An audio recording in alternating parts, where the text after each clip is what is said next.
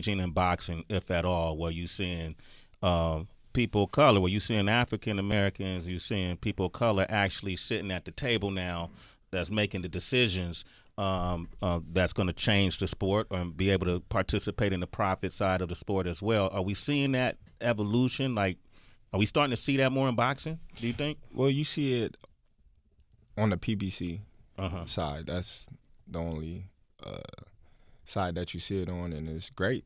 You know, they doing a tremendous job with boxing on Fox, Showtime. You know, they having some great fights, and in the future, you know, it would be great for boxing and other sports for African Americans to not only play in the game, but actually own the teams as well. Yeah.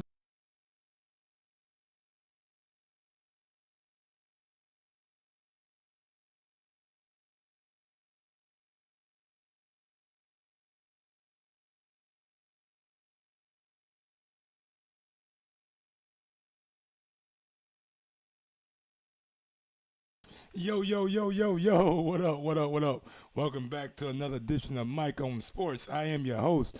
I go by the name of Mike Gross. Big ups to that 501-317 Little Rock, Indianapolis. We are in the building. Yes, sir. Yes, sir. Look, man, my night has been going glorious. I had a good day today. I was strolling through my YouTube.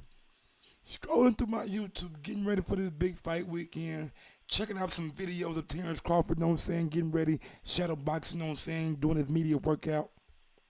Then I come across a video where Terence Crawford is on Sway in the Morning. Yo, my God. Oh, man. Y'all know me. Well, for those who don't know me, I'm a big Sway in the Mornings fan. I love the motherfucking freestyle cipher he does. Hyena! You know what I'm talking about? I'm about the hyena action, you know what I'm saying? I love the Five Fingers of Death, so I've been a big Sway fan, and Sway's a damn loyal boxing fan as well. So I'm watching. I'm starting to peep out this interview. I said, okay, Sway answering some good questions. Okay. And then they got to the topic of Errol Spence. I know that's why everybody's here. You want to hear about the Errol Spence. But we're going to say that for a little bit later. And, yeah, man, let's go ahead and hop right into it. I know there's been a lot of talk about Terence Crawford, him and his personality, how he goes by doing things, how he needs to be more open. And we're going to give you a little insight on that, you know what I'm saying? He addresses all that and why he is the way he is. So we definitely going to get in that. So first bit of evidence coming right here. And you like so mild mannered and quiet all the time. And I would literally, I've passed you before, and somebody had to tell me that that was you. I've seen you though on video and watched you fight, and you're a completely different person. Are you just mad when you get? What switches off when you get into the ring? You thinking about the training camp, or is it an emotional thing? Like it's like Jekyll and Hyde almost. That's just me in general. You know, when it's time to go to work, it's time to go to work. You know, we're not in it to play. We in it to hurt somebody, so it's time to inflict some pain on somebody and get the job done. That's just a little tease. A little tease. I got plenty more for you. That's just a little tease, you know what I'm saying? Heather B, big ups to the Queen Heather B, you know what I'm saying? Shout out to Heather B's Happy Hour. She asked him, like, I see you come in time and time again. You're so mild mannered. How do you switch like that from the ring to being outside the ring? It's tough, man. How do a guy hold his composure like that? How do you not let your emotions overcome you? That's called having a knowing of self, knowing how you can interact, and not always having to be that way. Sometimes you can pull back a little bit, and that's what we see Terence Crawford doing, man, over and over again. So he's a silent killer. That's what I like to call him, a silent killer. Definitely, man. One of my favorite boxers out here doing it. But now, let's get to the personality trait. Personality. Personality sells in boxing, right? One of the main factors to having a superstar in boxing, good personality, right? Let's see what he says about his personality. Hmm. Underdog and people overlooking you. To me, boxing right now is all about personalities, right? Do you ever think about that? Like, I know you want to be known for your tactician, your strategy, your skills in the ring, but do you ever think about that personality aspect of it to make you like the all-around kind of dude? Yeah, sometimes I think about it, but at the same time, I always told myself I wasn't gonna change for nobody.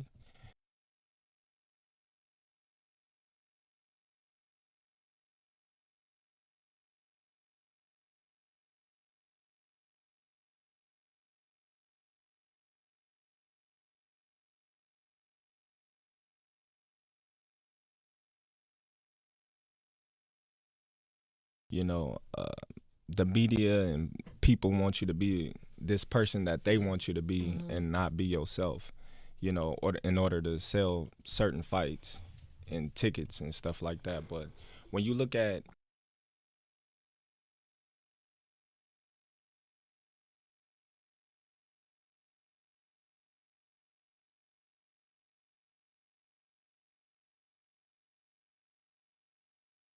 Isn't that what we want from our fucking media?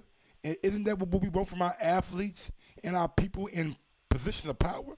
To be your fucking selves and not fabricate, not be fake, not be phony, not be a motherfucking turncoat. We don't want that, do we? No, sir, we don't. No. We don't want nothing fake, man. Well, keep that fake shit to yourself. I ain't with that fake shit, homie. Just saying. But let's finish the audio. all the other fighters that's not from United States or from different countries, why they don't have to put on this fake persona or act a certain way to sell tickets? When you look at Oscar De La Hoya, Miguel Cotto, and Manny Pacquiao, and even Anthony Joshua, they not going out there putting on this fake persona or acting a certain way to make money. So when That's absolutely true. We don't see Miguel Cotto getting outside of his comfort zone. He had a very successful career. We don't see Manny Pacquiao getting out of his comfort zone. He had a very successful career. Don't see Canelo doing all that hooping and hollering, getting outside of his comfort zone. So why are we demanding that? Why are we asking that from Terence Crawford? If that's not who he wants to be, if that's not the guy that he wants to be out here. Now look, I would want to see a more colorful personality because I know he has it in him. But if he don't want to share it, if he don't want to display that to the public, then why force him? Why keep asking that man to be something that he's evident does not want to be? It's evident he does not want to be anything like that. He feels like, and I'm just reading in between the lines on this. It looks like he does not want to be a sellout. Maybe that's not the words that he used, but I'm reading in between the fucking lines. He don't want to be a motherfucking clown that people point at and laugh at. He don't want it to be all about money and material things. That shit don't matter. That shit don't matter to nobody but small-minded people who value that kind of shit. Because I got news for you. No matter if you got a Bugatti or a motherfucking Toyota, if you die tomorrow, you can't drive now one of them motherfuckers. You can't drive now one of them motherfuckers. But hey, I digress. Now, let's get to the props that he had for Al Haymon. That wasn't in the title of my video. I was very pleased and very excited to see him recognizing and understanding that Al Haymon is doing his motherfucking thing for people of color, brothers, people from the inner city, African Americans. Yes, sir. Put a smile on my face, baby. But let's go ahead and play this audio. How is that changing in boxing, if at all, where you seeing people of color, where you seeing African Americans, you seeing people of color actually sitting at the table now, that's making the decisions that's going to change the sport or be able to participate in the profit side of the sport as well. Are we seeing that evolution? Like, are we starting to see that more in boxing, do you think? Well, you see it on the PBC. Uh-huh. Whoa, whoa! Did he just give PBC props? Did he just acknowledge them and say they're doing a good job over there with the people of color, African Americans, having a seat at the table, calling the shots? Whoa! Bud out here giving PBC credit?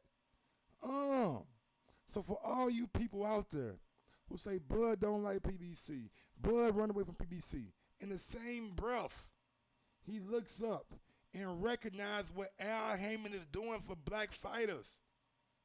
He recognized what Al Haymon has done for black fighters in the past. He recognized Vernon Forrest. He recognized Floyd Mayweather. He recognized Errol Spence, Keith Thurman, Sean Porter, Leonard Ellerby, Tim Smith right now. All the black guys within the PBC that hold a position of power. Yes, sir. Terence Crawford giving PBC props. What is really going on? What the PBC people gonna say now?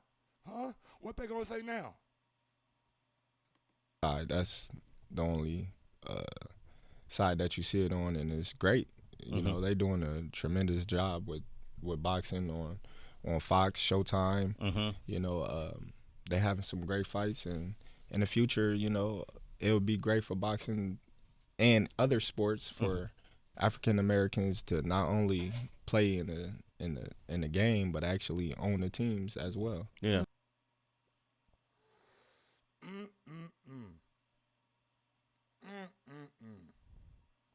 Big ups to Terence Crawford, man. Again, recognizing the great work Al Haymon has been doing for his fighters, recognizing the great framework of PBC and what they've been doing for the fighters, even though I feel like they could do more in the promotional aspect. But hats off to Terence Crawford for giving Al Haymon that bit of admiration. You know what I'm saying? Giving him his props when it's due. Because we all got to recognize what Al Haymon means to boxing. What Al Haymon means to the sport of boxing means a lot. You see fighters time and time and time again, no matter you're black, Mexican, white, it do not matter. If they're on the PBC side, they always say, I want to thank Al Haymon. I want to thank Al Haymon. And hats off to Bud for recognizing that. And I have the audio in here for all you haters. If you didn't hear it, if you're just now tuning in, go back and listen to it. Listen to it. He gave Al Haymon, a rival promoter, a rival advisor on the other side of the street. He gave him his fucking props. Gave him his fucking props. Just remember that. And next, a couple more parts, you know what I'm saying? Next. Now we got no Sway. He's I don't want to say casual boxing fan, but he's not as invested as we are. So he asked him about Manny Pacquiao. Manny Pacquiao, a guy who's coming off a big win against Keith Thurman. He asked Bud Crawford about that win and about Manny Pacquiao. Let's see what Bud had to say about Manny. Keith looked so surprised. I think we all were. Why is he still great, and why do you believe? What is it? That's what? How can you beat him? Like what could? How can you beat Manny? Like how would you beat him? What would be your plan? Yeah. I would just be myself. Okay. You know, I'm an all-around fighter. You know, and I just think the way that he jumps in and throw a lot of combinations, I'll catch him in the middle of it and potentially knock him out. You know, you will knock out Manny Pacquiao. Probably. Yeah. Damn. Yeah. He said he gonna pull a Southside Deucey and knock that motherfucker out. I ain't say that he said that. You know what I'm saying? That ain't Mike words. That's his words. And my bad, Southside Deuces, my volume was low. I do apologize. I've been spitting a lot of fire, man. So much shit that I melted my goddamn switchboard. Switchboard melted, nigga. I'm spitting so much goddamn fire out my goddamn mouth today. But yeah, Manny Pacquiao, night, Pac-Man. But you gotta think. When he fought Jeff Horn, you know, from a Australia, guy that I stopped in the ring, and right after he fought Manny Pacquiao, Jeff Horn was bullying, manhandling Manny Pacquiao. This is true. You know, but when you seen me and Jeff Horn fight, it was a totally different fight. Mm-hmm. And we were all witness to that. We were all witness to that. I don't even need to go in there, man. If we can't agree that the fight between Terence Crawford and Jeff Horn and the fight between Jeff Horn and Manny Pacquiao look like two different fights, then we are not going to be honest, man. We are not going to be honest.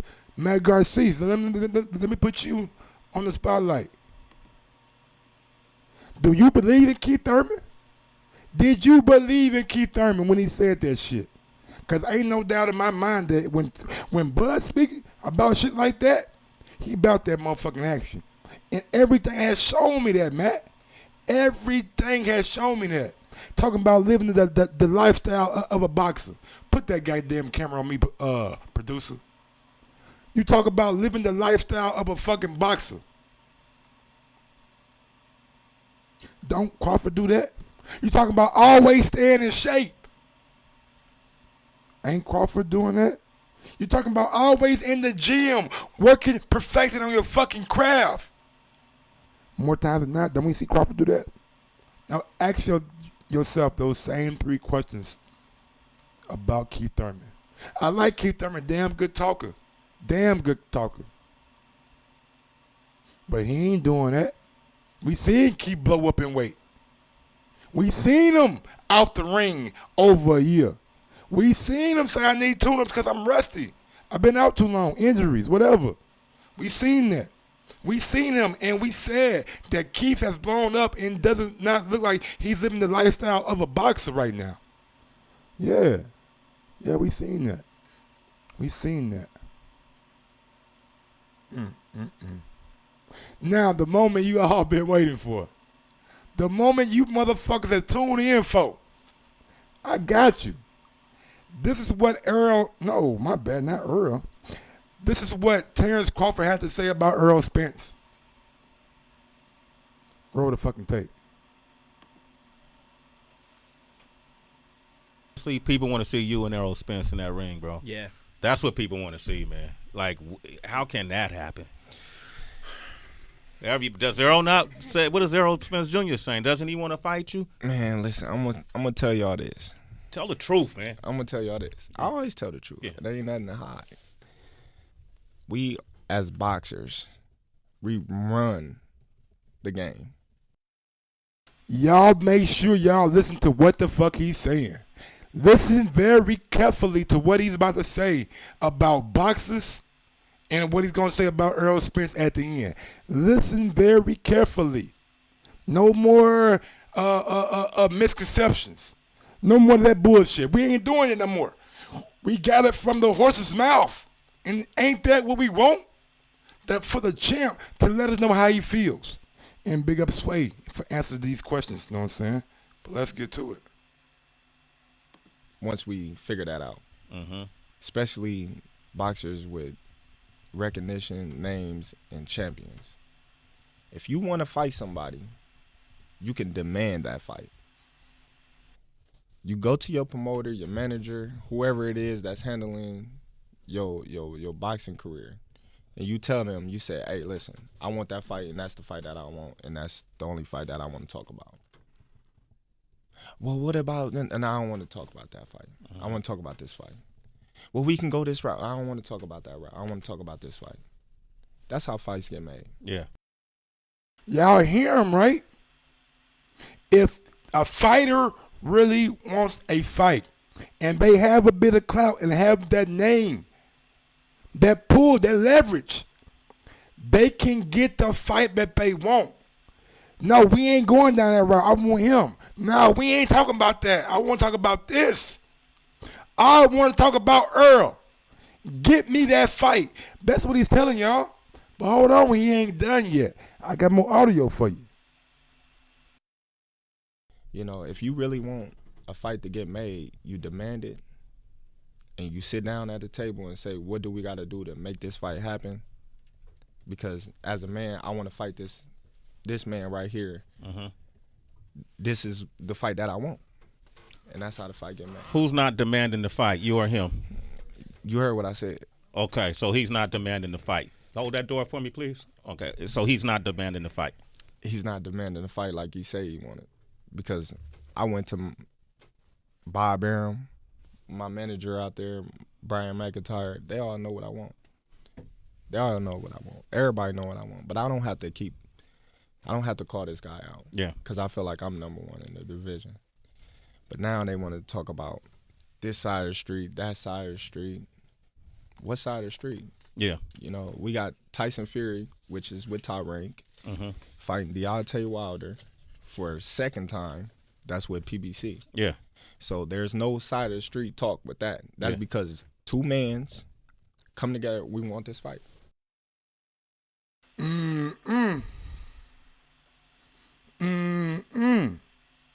A fighter controls what he wants. I want that fight. I went to Bob Arum. I went to Bomac and told them the fight that I want. Sway asked him, so who don't want this fight? Who's holding it up? Is it you? Man, you heard what I said. That's Bud words, man. You heard what I said. And we heard Earl. Let's not forget. We heard Earl say, why would I fight you when I can do that again? I can take over PBC side first. Look, man, it's evident. It's evident. It's one guy who's out there that wants this fight. God bless Errol Spence. Hopefully he comes back healthy. And I don't want this fight until the DVIs are 100%. But before that car wreck, you got to think, this is all not new. They ain't been doing these meetings and these negotiations since Errol Spence got hurt. You got to understand that this shit is not new. This happened all this year. Them negotiating, trying to call Al to make this fight. But I guess somebody is just not demanding it. Somebody is just not demanding it. And I honestly don't think it's Terence Crawford. Honestly. I honestly do not think it's Terence Crawford. I think at the end of the day, we heard it from the horse's mouth. I can go down the easier route and take care of my side of the street. Now, I'm not going to jump to any conclusions for you. I'm not going to paint out any narratives for you. I'm just going to present you guys with the fact of the situations, what both guys have said, and where we are today. And today, we do not have that fight. Well, man, this has been Mike on Sports, man. Peace out. Thank everybody for joining me. If you want to support me, you know what I'm saying, you can support me right there. If you want to go one step farther, share the show. Smash that thumbs up. Just help Mike on Sports grow. Until next time. Yes, sir. Peace. What up, Jeff, Courtney? Nova Scotia in the building.